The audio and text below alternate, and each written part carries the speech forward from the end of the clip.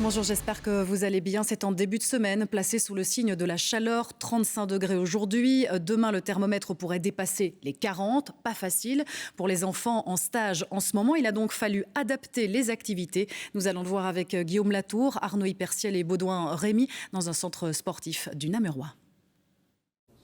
Cette nouvelle semaine pour un stage de 5 jours débute par l'accueil des enfants avec un point d'attention particulier.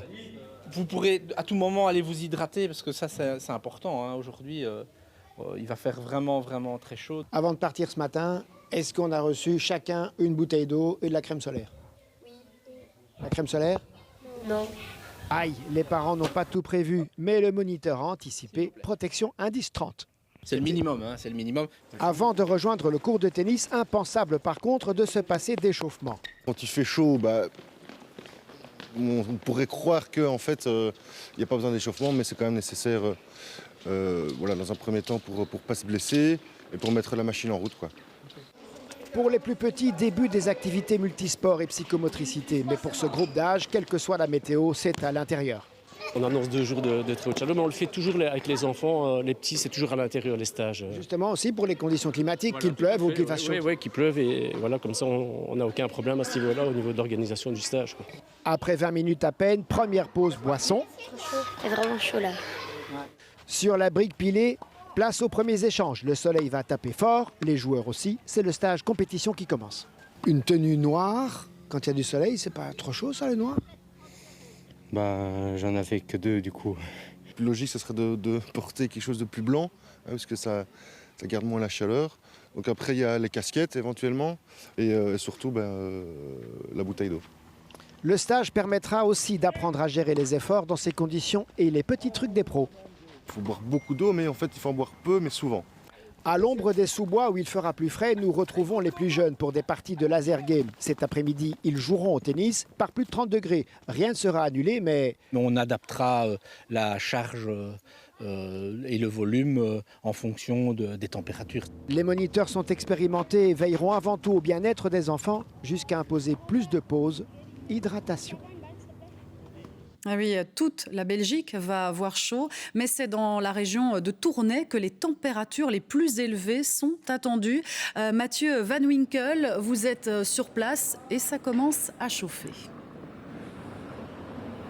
Oui, effectivement, à Tournai, il est 13h, il fait déjà 32 degrés. On annonce jusque 37 degrés dans le courant de l'après-midi. C'est quasiment 3 degrés de plus que dans le centre du pays. Pourquoi il fait plus chaud ici? Tout simplement parce que la vague de chaleur, la zone de chaleur est plutôt concentrée vers l'ouest, vers la France. Et donc plus on s'approche de la frontière, tout simplement, plus on a chaud.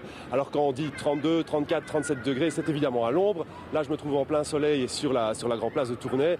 Je peux vous dire qu'il ne fait pas chaud, il fait torride. Et on trouve encore quelques personnes dans les rues ce matin qui nous disent qu'ils viennent profiter de la relative fraîcheur ce matin pour faire des courses, s'installer, boire un verre. Mais cet après-midi, on risque de trouver une ville plutôt vidée de ses habitants. Tout le monde va aller se protéger. La ville qui a d'ailleurs mis en place quelques mesures de prévention pour les personnes âgées, avec toujours les mêmes conseils, bien boire, mais aussi pour les personnes les plus précarisées. Les sans-abri peuvent se rassembler à différents points où il y a des points de distribution d'eau gratuite, des endroits où ils peuvent aussi aller se mettre à l'abri, à l'ombre. Voilà, tout est mis en place pour protéger les plus faibles et ça va être nécessaire parce que les températures vont monter, on l'a dit, elles vont monter encore de 3 à 4 degrés de plus. Le thermomètre va flirter avec les 40 degrés demain. Merci beaucoup Mathieu Van Winkel. Et c'est vrai, avec de telles températures, les lieux ombragés au frais vont être très prisés. Vincent Hufti, Arnaud Rubens et Eric Bévert ont quelques bons plans à nous donner pour se rafraîchir un peu. Qui n'en rêve pas quand il fait très chaud, une bonne douche bien fraîche. Au car wash, le personnel a largement de quoi s'asperger et pourtant ce n'est pas vraiment nécessaire. Non, ça on ne fait pas ça. Parce qu'il y a assez d'humidité dans l'air. Alors on n'a pas besoin en plus. Vous avez toujours du frais. Vous l'été, il n'y a pas de problème pour vous. Il n'y a pas de problème. Côté client, à moins de laisser les fenêtres ouvertes, on ne profite pas de la douche. Mais peu importe. Dans la voiture, on a l'air conditionné, donc il n'y a pas trop de soucis. Ah, vous n'êtes pas venu au car wash pour prendre un petit coup de frais? Non, non. Si ça vous fait plaisir, je peux dire oui, hein, mais... De la fraîcheur, par contre, on est certain d'en trouver au rayon frais de certains supermarchés. Tout à fait, c'est pour ça qu'on reste traîné dans le frigo ici. Pour avoir un peu de fraîcheur. Pour avoir un peu de fraîcheur. Mais pas trop longtemps, hein, sinon on attrape un rhume. Voilà. Un plaisir frigorifique qui n'est pas nécessairement partagé par tous les clients. C'est une épreuve, je pense, parce qu'il fait trop chaud dehors. Donc c'est pas très agréable de rester dans un frigo. Il y a une trop grande différence de température. Il fait ici entre 2 et 8 degrés selon la partie du rayon, de quoi attirer certains employés. Effectivement, pendant les périodes d'été, quand il fait un peu plus chaud dehors, il y a plus de personnes qui ont envie de venir travailler dans la chambre froide, justement pour être un peu plus dans le frais que dans le magasin, il fait un peu plus chaud. Un personnel parmi lesquels on trouve des fans de frigo, mais aussi des amateurs plus mitigés. J'ai vraiment très vite chaud, donc ça m'aide beaucoup. Limite, parfois je le demande. Si c'est possible de travailler au frigo et de rester au frigo, avec plaisir. Dans le frigo, oui, parfois, mais pas trop longtemps non plus. Ouais, 2 ou 3 heures, ça va, ça peut passer, oui. Mais le meilleur conseil contre la chaleur, c'est un client qui nous le donne. Il faut se ménager, il faut surtout boire beaucoup d'eau. À ceux qui craignent la forte chaleur de demain, on rappellera qu'elle devrait chuter mercredi. Oui, vu ces conditions, l'IRM, l'Institut Royal Météorologique, déclenchera l'alerte orange dès la nuit prochaine au Royaume-Uni. C'est pire, c'est la rouge. Les températures annoncées pourraient atteindre des records. Et je vous propose de retrouver Anaïs Cordoba en direct à Londres. Anaïs, c'est la première fois que cette alerte rouge pour chaleur extrême est déclenchée dans le pays. Oui, absolument. Et elle était mise car des températures jamais vues ici ont été prévues aujourd'hui et demain dans le centre du pays et notamment à Londres. La température maximale jamais enregistrée au Royaume-Uni est de 38,7 degrés et les experts prédisent donc que le thermomètre dépasse ce record. Il pourrait faire jusqu'à 41 degrés aujourd'hui et demain. Et ces prévisions inquiètent beaucoup les autorités britanniques. Aujourd'hui, certaines écoles ont fermé, la vitesse autorisée des trains a été réduite et l'Agence de sécurité sanitaire a émis une alerte urgence nationale. En réponse, le gouvernement a promis d'augmenter la capacité des services de secours. Ce qu'il faut comprendre, c'est que cette canicule est bel et bien une menace au Royaume-Uni car le pays n'est pas habitué à ce type de chaleur et n'est pas construit pour des températures aussi élevées. Ici, la plupart des maisons n'ont pas de volets. Le réseau ferroviaire n'a été conçu que pour supporter des températures maximales de 30 degrés et seulement la moitié des routes sont recouvertes de matériaux anti-chaleur.